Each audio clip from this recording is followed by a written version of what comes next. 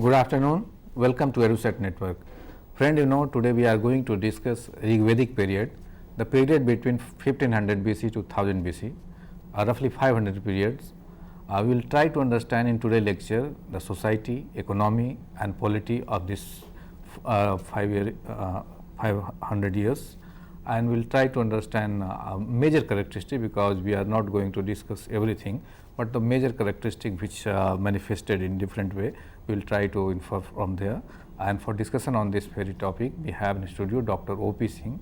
He is a senior academician and presently teaches history in Delhi College of Arts and Commerce in Delhi University. He is associate professor there, and his area of specialization is ancient Indian history. So I think his knowledge and experience will help us and give a kind of insight of society, economy and polity of Rigvedic period. So on your behalf, I welcome him for EduSet lecture on this very topic. Welcome, sir. Thank you, Amrendraji. Thank you so much, and good afternoon, viewers.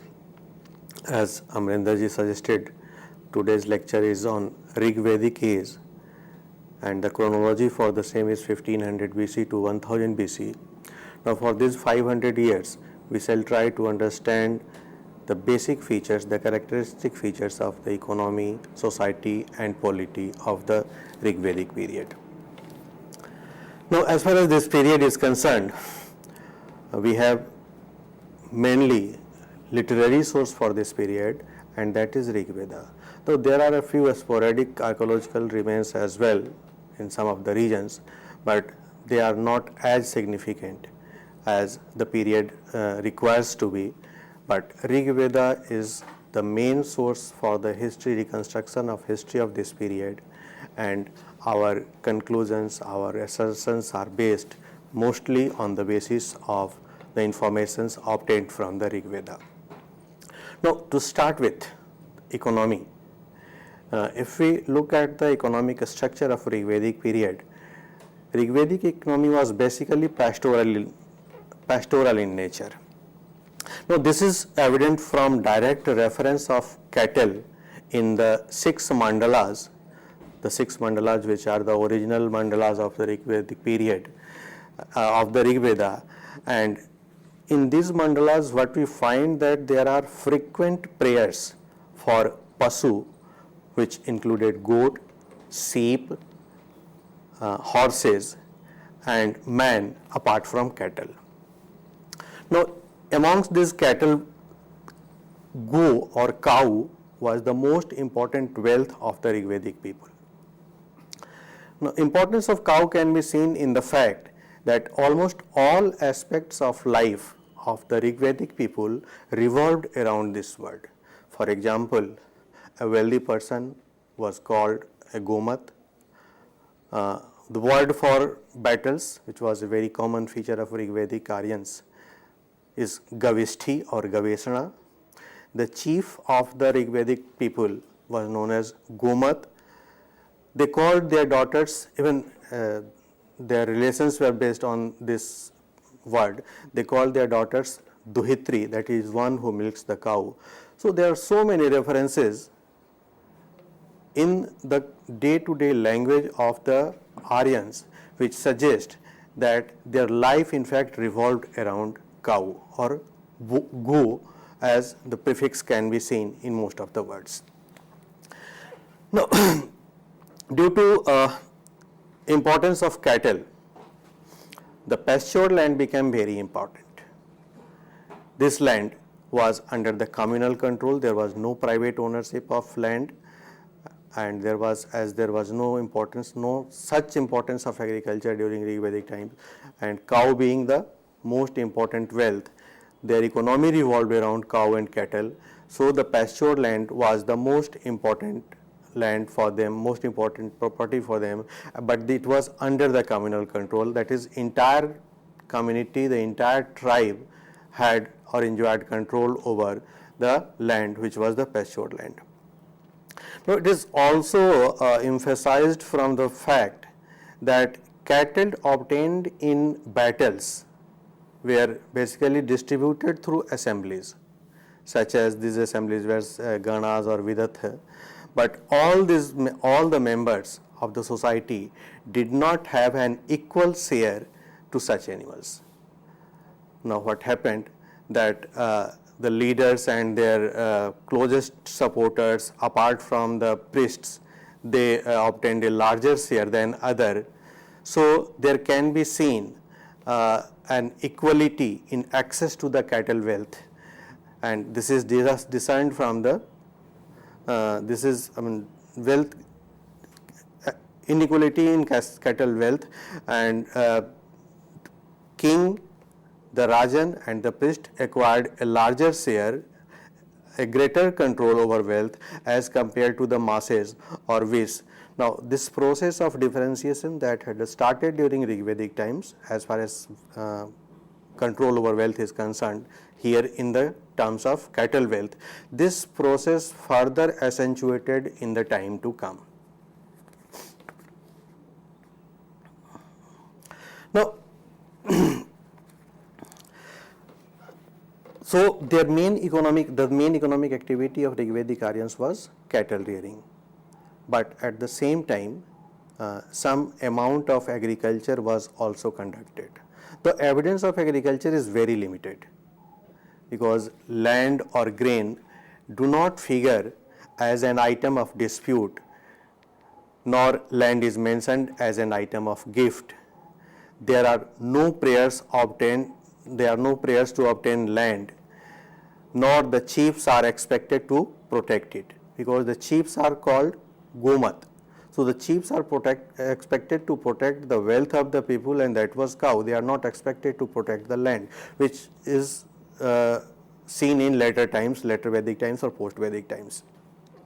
Now, as far as agriculture is concerned, as we said, there is very limited information related to agriculture.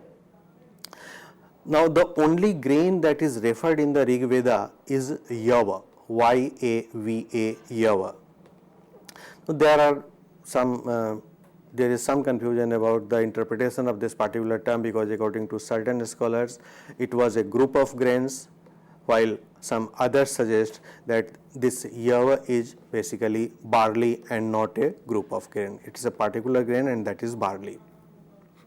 Now, it is more likely that it was barley, because barley is a grain that ripens in as little as 60 days, and it could serve as food for the humans and fodder for the animal.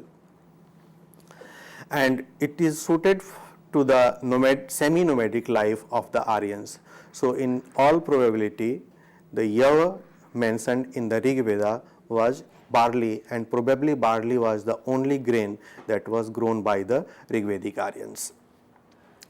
Now, as far as control over this agricultural land is concerned, individual control is not known. There was probably no individual ownership of land. Now, as far as details regarding the organization of agricultural production is concerned, we again do not have much information because of the paucity of sources, because we have only Rig Veda to discuss on the issue, and Rig Veda being primarily a religious text, does not provide all the details regarding organization of agricultural production. It is likely that probably Vish or the common people were engaged in the actual process of production on common land. Now, as far as Rajanyas and Purohitas or priests are concerned, they participated very less actively, but they acquired a larger share in the produce of these voluntary gifts. There is some evidence to suggest that Vedic people learned the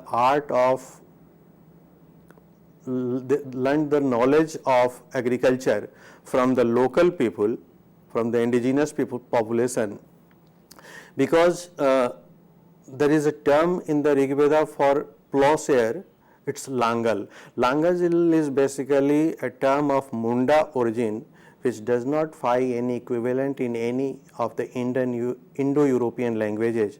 So it is believed that probably they learned the art of agriculture from the local population. Similarly, the words for cattle are common in Indo-European language, but those for cereals are different.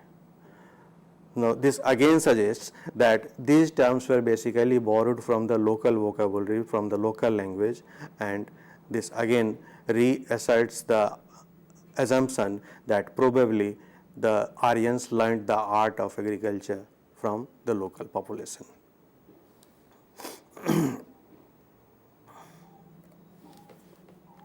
Now, as far as references of crafts are concerned, they are relatively very sparse in the Rig Veda. There are groups which are mentioned and which suggest that some amount of art and craft was being practiced. These are groups like leather workers or charmakar, chariot makers or rathakar, and even potters. But these people were not considered to be of low status. Now, as far as metal is concerned or use of metal is concerned, the issue has been a subject of controversy in the Rigvedic times. Because there is a term in the Rig Veda which is called ayas. It is generally taken to mean as copper or bronze, but it is occasionally interpreted as iron also, because archaeologically speaking there are sporadic evidence which suggests that by the end of Rigvedic times probably the use of iron had started. But in any case, the use of metal tools was very limited in Rigvedic period, and in fact it remained so during later Vedic period as well. Now, in case of pottery, the evidence of amalgamation of local tradition is also visible, just like agriculture, because just as in the case of agriculture we have a term borrowed from local Munda language, here also pottery is also influenced, rather pottery also seems to be influenced by the local language, because the term for the potter, which is kulal, has no parallel in other Indo-European languages. Apart from it, weaving was another important occupation that was being performed during Rigvedic times, and this was probably under the control of the women within the household, and it is suggested that weaving was completely under the control of women only. Now, as far as weaving is concerned, it is likely that the women used wool obtained from sheep, and this was possibly the only raw material, because we have no reference of cotton in the Rig Veda. So, women obtained the wool from the sheep that was kept by the Aryans, and they weaved various cloths or necessary items with the help of this raw material. Now, as far as market oriented economy is concerned, there is almost no evidence or very little evidence, but other means of exchange and redistribution were significant, because such exchanges were operating at different levels. Now, there is some evidence to suggest that, rather some scholars have suggested that the Aryans, Rigvedic Aryans, were using coins, and they talk about a particular term, niska, which is there in the Rig Veda, and some have tried to interpret it in the terms of money economy, but it has not been established so far, it has not been accepted so far, because no archaeological remains of any coin or money economy has been obtained from the Rigvedic times. Now, as far as exchange is concerned, as I said, it operated at different levels, and one among these was loptri. Loptri was basically war booty, because whenever one tribe attacked over another tribe, it looted the wealth of another tribe, and this was called as loptri.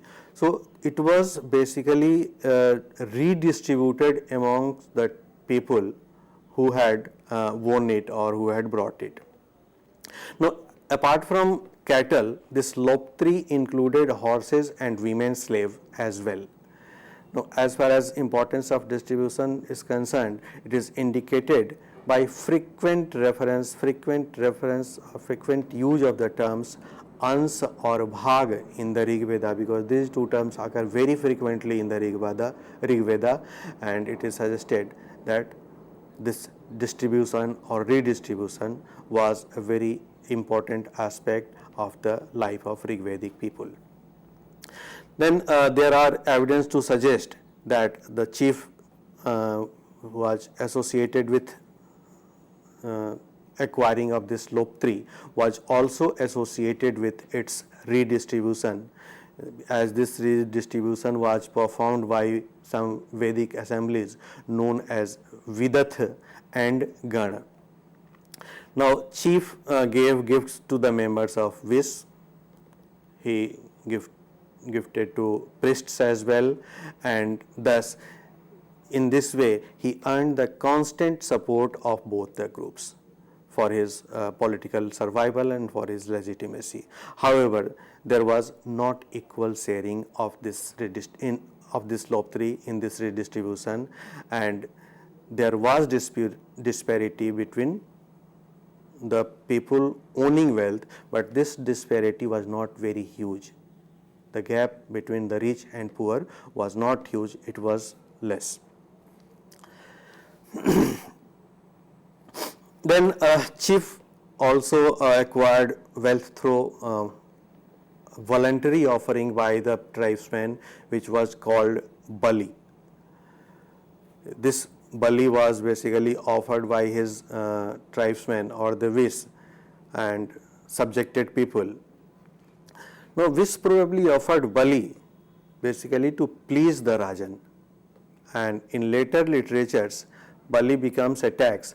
But as far as Rigvedic period is concerned, bali was basically a voluntary offering which was offered by the people of the tribe to his chief on their own. It was not forced. However, there are certain instances to suggest that in fact some forced bali was also taken from the subjugated tribes. So probably hostile tribes were forced to pay this bali. Now this bali included cattle, dairy produce and grain. Now a part of it was spent on sacrifice, some was used in communal feasts, some was distributed to priests as dana dakshina, and rest was left with the Rajan. Then there are certain other issues that seem to have emerged during Rigvedic times, because it is suggested that spoked hill was probably introduced during Rigvedic times only. Especially the Aryans were very mobile people, and they used chariots or rathas to move from one place to another. So there are references in the Rig Veda such as Ara and Nabhya to suggest the use of spoked wheels. However, archaeological evidence is very poor in this regard. Now, moving from economy to society of the Rigvedic times, what we find that the social organization of the Rigvedic people was essentially tribal, because it was very simple economy. So naturally the simple economy of Rigveda is basically also reflected in the nature of the society, which was very simple. It is suggested that in many respects the Rigvedic society was an egalitarian society, though there were differences and differences existed in terms of rank and wealth, but there were no restrictions over the possession of productive resources. Everybody enjoyed control over the productive resources. Now, the patriarchal family was the basic social unit. It was the basic social unit. It was a fairly large unit, as 3 to 4 generations, including both parents of husband and wife, lived together. Now, it was the basic unit of production and consumption. It was called kul, Kula, kul, and the kinship terminology was very simple, as we have distinct terms only for father, mother, brother, sister, son and daughter. Now, apart from it, all the relatives including nephews, grandchildren and cousins were referred as naptri. Now, a larger unit than kul or family was the vis, which may mean a clan. Now, its importance can be seen from the fact that it has been mentioned for 171 times in the Rigveda. Now, another unit was Jan, which is referred for 275 times in the Rigveda. Now, the exact relationship between the Jan and Vis is not known, but it is suggested that probably Jan included the Vis. Now, as far as Rigvedic period is concerned, the people were semi-nomadic people, so they did not settle at one place, but when during course of time, during later Vedic times and post-Vedic times, when the people settled down and agriculture developed, and when agriculture became their main occupation, they were known as Janapadas, and various Janapadas were named after dominant kings or lineages.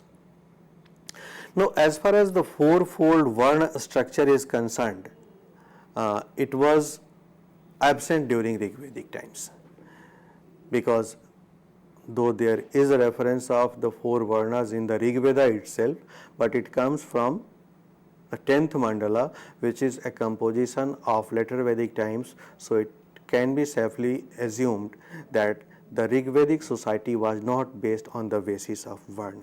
Rather, the society was divided on occupational basis, in which there were three social groups. These were Purohit, Rajan and Vis. Purohit was the priestly class, Rajan was the chief and Vis was the common people. Now, as far as the structure of the society is concerned, it was simple and it was not rigid. There was scope of mobility in the society, because we have references in the Rigveda where it is suggested that members of one family could adopt to various professions. For example, there is a reference in which the son is a musician, the father is a physician, and the mother grinds corn in others' houses.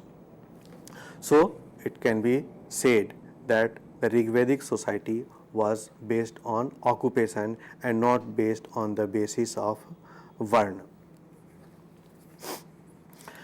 Now, as far as status of women is concerned, it has been a matter of debate, because generally there is a tendency to idolize women, but the reality seems to be more complex, because on the one hand we have political participation of women in some of the tribal committees like Sabha and Vidat. Then we also have references in which it is suggested that women played very important part in the production process, like they were involved in weaving, they performed milking of the cows, as it is obvious from the term Duhitri. Then there are references of women accompanying, women composing Rigvedic hymns, and it also indicates their access to the literary tradition or ritual tradition. Now, we have also references that the practice of child marriage was absent. So, there are so many instances or references to suggest that women enjoyed a better status, a better position in the society. They were controlling some of the economic activities, they were having access to the ritual tradition, they were part of the political structure, political setup at the same time. But what is important is that the society was organized patrilineally.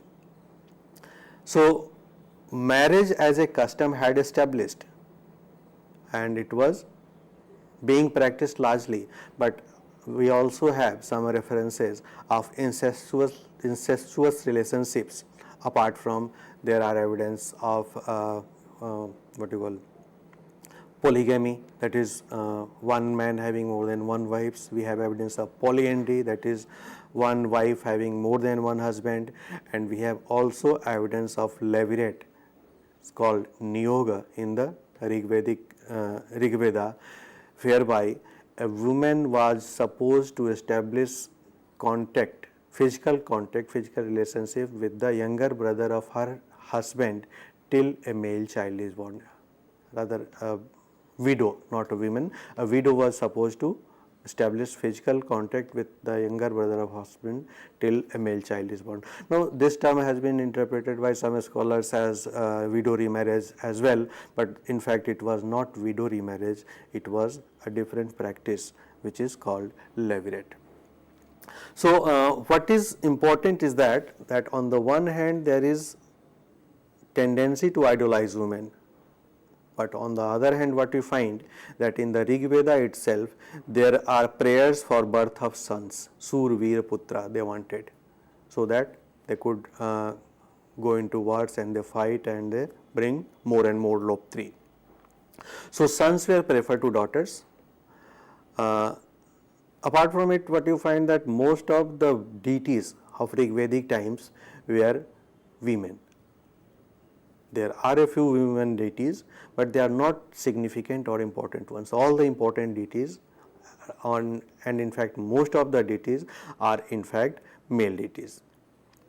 Also, we have no reference in the entire Rigvedic period where a woman occupied the post of a chief or a Rajan.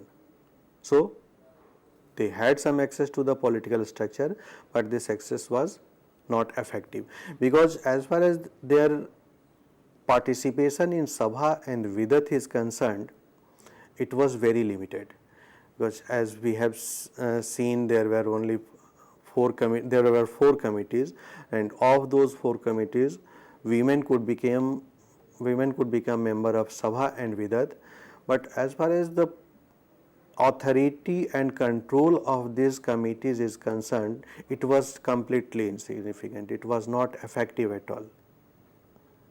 So, in spite of being in those committees, the women did not enjoy control over the political process or political system of the Rigvedic times.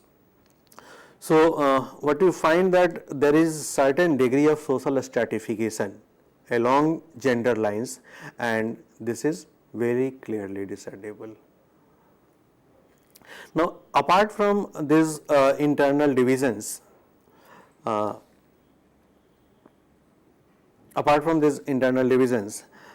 there are certain references of certain other class of people within the Rigvedic period, in the Rigvedic society rather. These are referred as Dasa, Dasyu and Pani.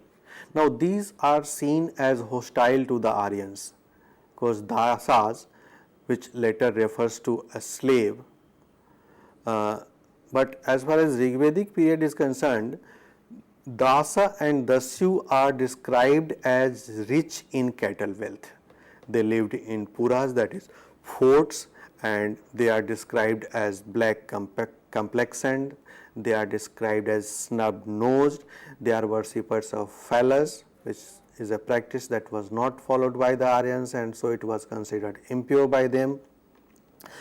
Though there is relationship between Aryans and Dasas, but and this relationship between Aryas and Dasas is conceived to be hostile, but there are some indications of occasional interaction and peaceful coexistence as well. For example, we have few rulers, Aryan rulers, who had Dasa as suffix in their names. For example, Sudas or Diodas, they were basically Aryan rulers, but the suffix in their name suggests some kind of interaction or intermingling or coexistence with the local population, especially with the Dasaj. Now, such connection would have resulted in definitely would have resulted in cultural interminglings, but the attitude of Aryans towards Dasyu was more hostile, because we have frequent reference in the Rigveda of Dasyu Hatya. Now, Panis, according to Rigveda, were rich in cattle, they were rich in treasure, they did not perform sacrifices, they did not follow any of the Aryan practices, they spoke a different language, and they had cultural differentiation with the Aryans. So, this conflicts between the Aryans and the non-Aryans or the local population is very obvious in the Rigvedic literature, because the Aryans, being white complexioned, tall and fair, with straight hairs and sharp nose and broad shoulders and all, while the local population was short heighted, dark complexioned, curly hair, snub nose. So, they did not want to interact with the local population, and they wanted to maintain their racial purity. So, that is why there is extreme contempt for the local population, and they wanted to remain aloof, but it was not possible, and over a period of time there are indications, there are evidence that this intermingling took place. Now, conflicts were very common in the Rigvedic times, and sometimes this conflict was very complex as well, because we find a reference of a particular war in the Rigveda. It is called the Sragya Yuddha. In this battle, we have that on both the sides Aryans and non-Aryans were fighting each other. On both the sides there were Aryans, and on both the sides there were non-Aryans, and they were fighting each other. So, this evidence basically indicates that the society was, of course, as far as Aryan society is concerned, it was based on occupation. The non-Aryan society was also there in existence, but there are evidence of conflict between the Aryans and the non-Aryans as far as Rigvedic period is concerned. Now, there were various groups. Some of the groups were living peacefully with the Aryans, and there was interaction, intermingling, and co-relationship between them, but at the same time there are certain groups like Panis and the Dasyus which were not intermingling with the Aryans, and the Aryans were quite hostile to them. Now, as far as this entire Rigvedic society is concerned, it presents a relative picture of an egalitarian society, as there is complete absence of the beggars and wage earners in the society. So, on the basis of absence of wage earners and beggars, it has been suggested by some scholars that it was an egalitarian society. But it is practically not possible to have an egalitarian society, because though there were no wage earners, though there were no beggars in the society, but the redistribution system contained the possibility of further socio-economic differentiation in itself, and this possibility of further socio-economic differentiation was completely realized in the later Vedic times. Now, as far as the polity of the Rigvedic period is concerned, it was based on chiefdom, like any primitive political system. It was also based on chiefdom. The chief was called Rajan, and Rajan had control over his people and not over any particular territory. The reason being the kind of economic practices that they were following, because they were basically pastoral people and they had to move from one place to another place in search of pasture. So, it was not possible for them to settle down at one place, and so they moved from one place to another place in search of pasture. So, that is why it was not possible for them to settle down at one place, and because they did not settle down at one place, so there was no control of the ruler on any particular territory. Now, as far as the post of chief is concerned, it is suggested that earlier the chief was elected and the election was based on certain qualities, for example, his quality to lead into war and come out victorious. But during Rigvedic times only we have evidence that the post of the chief became hereditary. So hereditary succession practices started during Rigvedic times only as far as the political structure is concerned. Now the king was more or less a monarchical system, and the chief or the king was all powerful, but there were certain committees which controlled the powers of the chief, and these committees are known as Sabha, Samiti, Vidath and Gan. Now as far as Sabha is concerned, Sabha was basically a committee of elders of a particular tribe. Now these elders included women as well. So Sabha constituted of elder women and elder men. Samiti, it was a committee of all adult male citizens of the tribe, and as far as Vidath and Gana is concerned, we are not sure about its composition. Now of these four committees, Samiti was the most powerful one, because the job of Sabha was only to advise the king or advise the chief, but the chief was not bound to accept the advices rendered by this Sabha. Generally he accepted because they were elders and they had more experience, and they always shared their experience, which was beneficial for the king, but the king was not bound to accept. Whereas the king was act according to the advice of the Samiti, which was a committee of all adult male citizen of the tribe. Now, why was this? Is because the king was dependent on his tribe men, adult men, to go into war and come out victorious. So that is why the king had this limitation, and he always accepted the advices of the Samiti. Now Vidath had a redistributory function, and we are not sure about the functioning of the Gana. But the most important functionary of Rigvedic times seems to be Purohit, because it was Purohit who was probably the chief advisor of the king. It was he who acted as a link between the masses and the king, rather vis and the king, and he somehow legitimized the position of the king. He conveyed the wishes of the king to the masses and vice versa.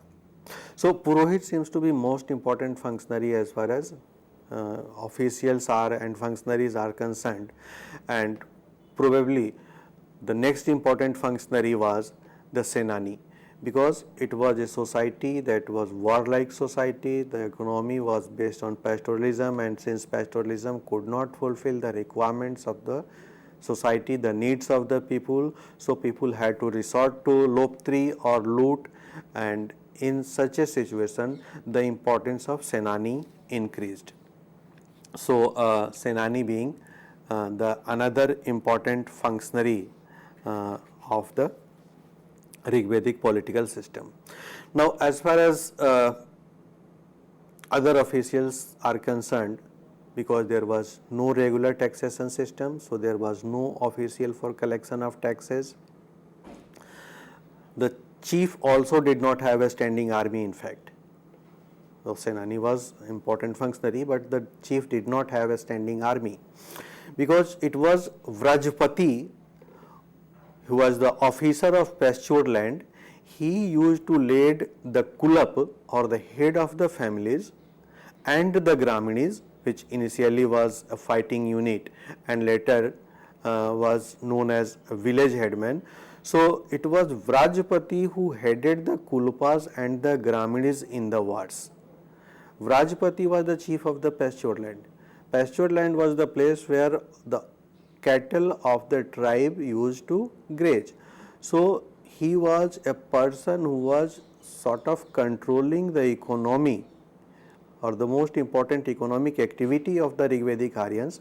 So that is why it is supposed that the Vrajpati enjoyed more authority over the Kulpas and the Graminis, and that is why the Graminis and Kulpas obeyed him, and so he probably led these people, he probably summoned these people in the times of need, and he led these people into wars. Now, military functions, it seems, were also performed by tribal units, various other tribal units, because there are references of some tribal units like Vrata, Gana, Grama and Sardha. So these tribal units were there, but as far as the composition and the functioning of these tribal units is concerned, we have no more information to share with you, because the sources, as we know, sources are limited. We have only the Rig Veda on which we have to discuss all these things, and Rig Veda being primarily being a religious text, it does not have all the details related to the administration of the times. Now, Gan is another important tribal unit which was apart from being a military unit also served as a redistributory unit, and the most important redistributory unit was Vidat. So these two, Gan and Vidat, Gan acting as a military unit as well as redistributive unit, and Vidat only serving as a redistributive unit. Now, as we said, Vidat was also a committee in which women could become members, and women members in fact acted as the agents of redistribution whenever any Loktri was brought and whenever any booty was brought by the people after victory. So this is basically broader political structure. Now, if we try to draw linear political structure, then it can be suggested that the Kula or the chief of the family, rather family was the basic social unit. It was a very large unit, so it was headed by a person called Kulap. Now these Kulaps, when several Kulaps come together, they constitute a Gram, which was headed by a Gramini, and various group of villages, when they came together, they constituted a Vis, which was under the Vispati, and when several Vis came together, they constituted the Jana or tribe, which was headed by the Rajan. So this is broader political structure beginning with the family to the Rajan. But as we have already said, that it was basically semi-nomadic society. The life of the people was based on pastoral economy, so it was not possible for them to settle at one place, and they moved from one place to another place, and that is why we cannot see what you call an elaborate state system, because of the nature of the society, because of the nature of the economy, and because the kind of economy that they were practicing. So that's all we had to discuss as far as this topic is concerned, because we are basically discussing all the features, and this lecture I believe covers almost all the features of the economy, society and polity of the Rigvedic times. So thank you very much. That's from my side. What you suggest about the, if a student want to know more about the society and economy, how will they, what other sources, or how they will analyze the sources?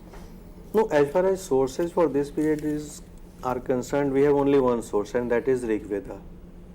We have no other source. So we can basically, and Rig Veda is also not a history text. It is basically a religious text. It's considered to be the earliest religious text, oldest religious text in the world. So it was because of the work of the philologists and other grammarians who have helped us draw the picture of society, economy and polity, and this has been interpreted by a number of scholars. For example, scholars like Professor R.S. Sharma, Romila Thapar, they have done wonderful work on the social structure and social system of Rigvedic people. So I would like students to go through these works if they want to know more about the social structure of Rigvedic times. Okay, only in this Rigvedic text. Rigvedic period, yes, Okay. of course. And what about the economy? Because you were telling that everything was being measured in terms of the cow. The economy was determined by the cow. How wealthy people were. Because the life of the people was not settled. Okay. They moved from one place to another. Okay. So in such a type of lifestyle, one cannot practice agrarian economy. Okay. Agrarian economy is something that requires permanent settling down. Now that we see during later Vedic times. Okay. But during Rigvedic times, their main economic wealth were their cattle. And because they followed cattle, they practiced cattle rearing, so they moved from one place to another place in the search of pasture land. Okay. And So the the nomadic. status, the strength, rather the richness of a person was measured in terms of cattle only. Can the society be or the economy of the time be put in a nomadic way, which we have in the previous prehistoric times? It People was moving- not nomadic, it's called semi-nomadic. Semi-nomadic. Semi-nomadic. They were transforming They were from. partly settled because they settled at a place because they also practiced agriculture to very limited extent. Okay. They cultivated barley, and barley is a grain that ripens in a very less period. Now it serves as food for human being and fodder for the animal as well. So it also suited their lifestyle. But apart from barley, we do not have any other reference of any agricultural practice during Rigvedic times. So main food is all. What was the main food? at the time? Their main food, apart from barley, their main food was dairy product, Okay. the meat, Yeah, that we- meat that they obtained from the animals, cattle, sheep, etc. Okay, that we have in a reference when Yes, yes. a guest comes to the house, they are offering that. Okay, so and the cow was the main source of either. In fact, their whole life revolved around cow. Okay, And this can be seen from the fact that you have so many Okay. terms in their vocabulary that is prefixed by the word go, Okay, go we- that is cow. right. For example, godhuli. we will discuss this, but before that we take up the question from Punjab. Good afternoon, friend. Please ask your question. हाँ जी जी सवाल पूछिए। ਇਹ history ਦੇ ਕਿਹੜੇ part ਚ ਆਉਂਦਾ ਜੀ? ਵੈਦਿਕ ਕਾਲ ਵੈਸੇ 3 ਪਾਰਟ ਆ ਹਿਸਟਰੀ ਦੇ, ਫਸਟ ਸੈਕੰਡ ਤੇ ਥਰਡ। ਫਸਟ ਤਾਂ ਹੈਗਾ ਵੀ ਪ੍ਰਾਚੀਨ ਹਿਸਟਰੀ, पाश्चर लैंड, सॉरी फिर से एक सवाल ਮੇਨ ਵੀ पूछिए। ਆਪਾਂ 3 ਭਾਗਾਂ ਚ ਹਿਸਟਰੀ ਨੂੰ ਵੰਡਦੇ ਆ ਨਾ। पंजाबी में बोल रहा हाँ, क्या फिर से हाँ पूछिए जी। आपका। ਹਾਂ, ਇੱਕ ਤਾਂ ਹੋ ਗਿਆ ਵੀ ਪ੍ਰਾਚੀਨ ਇਤਿਹਾਸ, ਇੱਕ ਹੋ ਗਿਆ ਮੱਧਕਾਲੀਨ ਇਤਿਹਾਸ, ਇੱਕ ਹੋ ਗਿਆ ਆਧੁਨਿਕ ਇਤਿਹਾਸ। सॉरी हम लोग हिंदी इंग्लिश समझ सकते हैं। आप हिंदी या इंग्लिश में अगर सवाल पूछे तो हम लोग उसका आंसर कर देंगे। हिंदी में नंबर 1 तो प्राचीन इतिहास हो गया जी। नंबर 1 प्राचीन इतिहास। ओके, प्राचीन इतिहास जी। हाँ। नंबर 2 हो गया अभी मध्य इतिहास जी, मध्यकालीन इतिहास, ठीक है मध्य इतिहास। हाँ। जी। ਤੇ ਨੰਬਰ 3 ਹੋ ਗਿਆ ਵੀ ਆਧੁਨਿਕ ਇਤਿਹਾਸ ਜੀ। ਹਾਂ ਹਾਂ, ਇਹਨਾਂ ਚੋਂ ਇਹ ਕਿਹੜੇ ਚ ਆਊ, ਪ੍ਰਾਚੀਨ ਚ ਆਊ ਫਿਰ वैदिक काल? ये प्राचीन इतिहास है। प्राचीन इतिहास को अगर हम लोग देखें तो सिंधु सभ्यता से उसका स्टार्टिंग पॉइंट है, अगर जिसका रिटर्न रेफरेंस मिलता है तो सिंधु सभ्यता 2500 या 3000 BC पुराना उसको मानते हैं। उसके बाद ऋग्वेदिक पीरियड आता है वो, जिसको 1500 BC से 1000 BC तक मानते हैं, और 1000 BC से 500 BC या 600 BC तक उसको हम लोग लेटर वैदिक या उत्तर वैदिक काल बोलते हैं। उसके बाद मौर्य एम्पायर आता है, मगध साम्राज्य या मौर्य एम्पायर, जिसमें 6वीं शताब्दी ईसा पूर्व का काल है, बुद्ध का काल, उसके बाद से मौर्य काल है, उसके जिसमें अशोक का रेफरेंस मिलता है। फिर बाद में गुप्ता पीरियड। सवाल स्पष्ट तो उनका जानने का है कि घटनाक्रम कैसे इवॉल्व हुआ है, जो हम लोग समझते हैं, क्योंकि वो समझना चाह रहे इतिहास कैसे निकल कर आया। तो अगर प्राचीन काल हो गया, मध्यकाल हुआ, फिर आधुनिक काल, तो प्राचीन काल को हम लोग सिंधु सभ्यता से रेफरेंस पॉइंट से भारत के संदर्भ में अगर इतिहास की बात करें तो समझने की कोशिश करते हैं, क्योंकि वह स्टार्टिंग पॉइंट है। और बीच में अगर मध्यकाल की बात करें तो उसमें 2 पीरियड आता है, एक सल्तनत काल और उसके बाद मुगल काल। और उस मुगल काल के बाद आधुनिक काल, जिसमें ब्रिटिश शासन, और उसके बाद आज़ादी के बाद। तो इस तरह से इतिहास के कालखंड हम लोग विभाजित कर सकते हैं मोटा मोटी समझने के लिए, एक आम आदमी को समझने के लिए। जहाँ जो विद्यार्थी होंगे वो तो निश्चित तौर पे इसका विशेष ज्ञान होगा और डेट भी मालूम होंगे, लेकिन एक आम आदमी अगर समझे तो इस तरह से इतिहास को समझे। तो आज हम लोगों ने चर्चा कर रहे थे ऋग्वेदिक पीरियड के, जिसे वैदिक पीरियड भी कहा जाता है ना? नहीं, वैदिक पीरियड में ऋग्वेदिक और उत्तर वैदिक पीरियड में दोनों आ गए। ऋग्वेदिक पीरियड मतलब पूर्व वैदिक काल और उत्तर वैदिक काल, दोनों को मिला के वैदिक पीरियड हो गया। पूर्व वैदिक काल को ऋग्वेदिक काल भी कहा जाता है। और जो रफली अगर 1000 साल को माने तो उसको वैदिक पीरियड कर सकते हैं। 1500 से लेके 600 ईसा पूर्व तक इसको वैदिक काल कहते हैं। और कोई सवाल हो तो पूछिए। ठीक है, हम लोग बात कर रहे थे गाय के, गो के। हाँ, वही मैं बता रहा था कि मतलब गाय उनकी जिंदगी से इतनी गहरे रूप से जुड़ी हुई है कि उनके जिंदगी का हर पहलू जो है गायों के इर्द गिर्द घूमता हुआ दिख रहा है। जैसा कि हमने कहा कि they were very frequent to wars. So whenever they went for wars, it was called Gavishti. Okay. Gaveshana. We have call from West Bengal. Good afternoon, friend. Please ask your question. I have a question regarding religion of this period. I want to know that which religion took place after the Vedic period? Which religion took place after the Vedic period? Okay, which religion took place after the Vedic period? Which religion? Religion, yeah.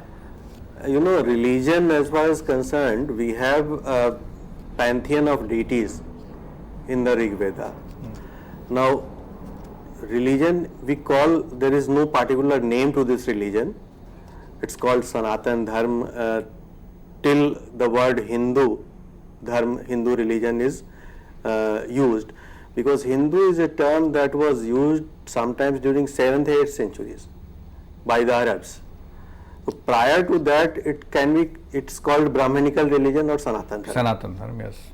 And in Sanatan Dharma there was a reform. We have a reference of reform in the form of Buddhism and Jainism. That's a different story altogether. That is.